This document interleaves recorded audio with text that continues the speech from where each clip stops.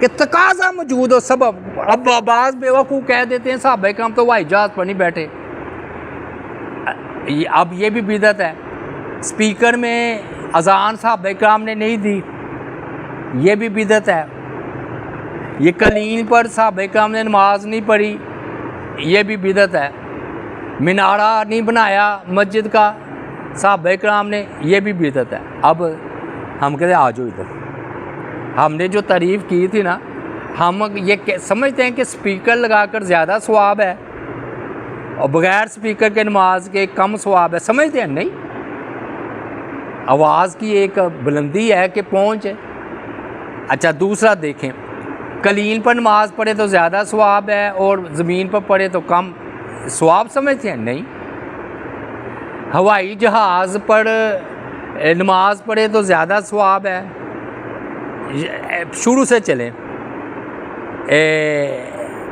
Rail گاڑی پر نماز پڑھے تو اس سے کم ثواب، ہوائی جہاز پہ پڑھے تو زیادہ ثواب. یہ ہے ہمارا عقیدہ نہیں. ہم کہتے ہیں ثواب میں اضافہ ہوتا تو یہ دین کیسے ہو گیا. ایک مولوی کہنے لگا بریانی صحابہ نے کرام نے نہیں کھائی، وہ بھی بدعت ہے. بریانی کھانا، بیوقوف لوگ، جاہل. بریانی کھانا، او بھئی بریانی ثواب سمجھ کے کھاتے ہیں کوئی؟ روٹی کھائے تو کم ثواب ہے، بریانی کھائے تو زیادہ ثواب ہے. دین ہے نہیں.